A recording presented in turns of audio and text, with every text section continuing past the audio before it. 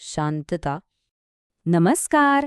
कधी विचार केलाय का की आपल्या आजूबाजूच्या वस्तू त्या नक्की बनतात कशा? आज आपण असंच एका टेक्निकल ड्रॉइंगचं रहस्य उलगडणार आहोत. आणि त्यासाठी तुम्हाला इंजिनियर असण्याची काहीच गरज नाही. फक्त थोडं कुतूहल हवं. मग तयार आहात? चला या ब्लूप्रिंटच्या दुनियेत एक चक्कर मारून येऊया. तर आपण काय करणार आहोत? आधी या ब्लूप्रिंटचं कोळं सोडवू, मग त्यातले वेगवेगळे भाग कोणते आहेत ते ओळखू, आणि शेवटी हे सगळं एकत्र कसं जुळतं ते पाहू. चला तर मग सुरुवात करूया आपल्या पहिल्या भागापासून, एका ब्लूप्रिंटचं कोडं. आता हे ड्रॉइंग समोर बघितल्यावर गुंतागुंतीचं वाटतंय ना? पण खरं तर ही एक गोष्ट आहे, एक कथा जी आपल्याला सांगायची आहे.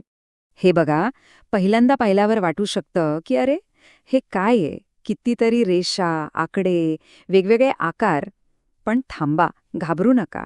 हे संपूर्ण चित्र म्हणजे दुसरं तिसरं काही नाही, तर एक वस्तू बनवण्यासाठी लागणाऱ्या सूचनांचा एक संच आहे. अक्षरशः एक संपूर्ण कहाणी. हे अजून सोपं करून सांगायचं झालं तर समजा हे एक रेसिपी बुक आहे, किंवा लहानपणी आपण लेगो खेळायचो ना, त्याच्या सूचनांचं पुस्तक. फक्त फरक एवढाच आहे की ही निर्मिती जरा वेगळ्या प्रकारची आहे. ठीक आहे, तर आता ह्या ड्रॉइंगची भाषा शिकायची वेळ आलीये. म्हणजे दृश्यांचा अर्थ कसा लावायचा ते पाहूया. यामध्ये एक खूप महत्वाची संकल्पना वापरली जाते, तिला म्हणतात ऑर्थोग्राफिक प्रोजेक्शन. आता हे नाव ऐकून अवघड वाटेल, पण ही खूप सोपी गोष्ट आहे.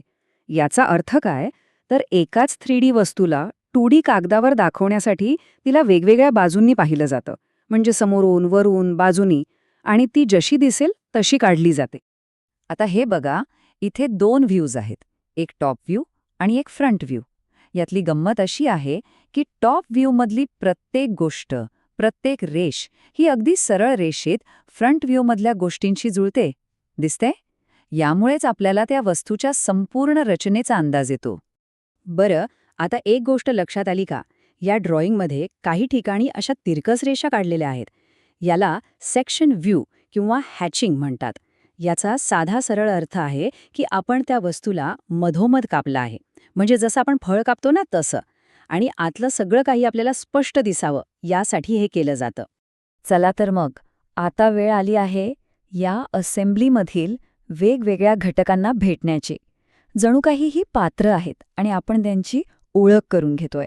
कोणत्याही असेंब्ली ड्रॉइंगची खरी किल्ली म्हणजे ही पार्ट्स लिस्ट. या तक्त्यामध्ये सगळी माहिती दडलेली असते.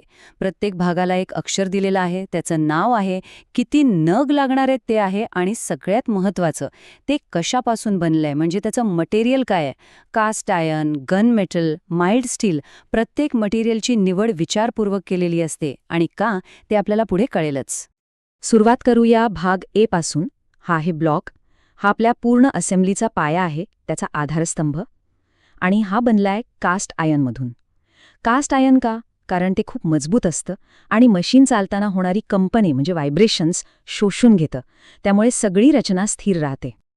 पुढचे 2 महत्त्वाचे भाग आहेत, सी म्हणजे ब्रासेस आणि बी म्हणजे कॅप. हे ब्रासेस गनमेटलचे बनलेले आहेत. आता गनमेटलची खासियत अशी आहे की ते सेल्फ लुब्रिकेटिंग असतं.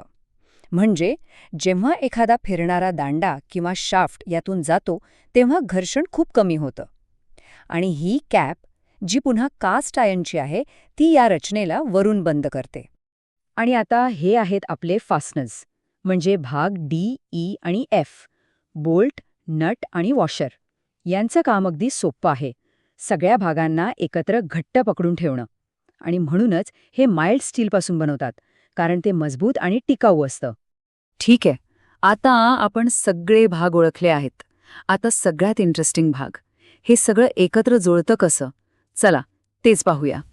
तर सगळ्यात पहिली पायरी, हे जे गन मेटलचे ब्रासेस आहेत, म्हणजे भाग सी, ते ब्लॉक आणि कॅपच्या आत त्यांच्या अचूक जागेवर बसतात. ब्रासेस बसल्यावर पुढचं काम आहे कॅपला, म्हणजे भाग बीला, ब्लॉकच्या वर ठेवणं. पण इथे एक गोष्ट खूप महत्वाची आहे, दोन्ही मधली जी छिद्र आहेत ती अगदी एका सरळ रेषेत एकमेकांवर आली पाहिजेत.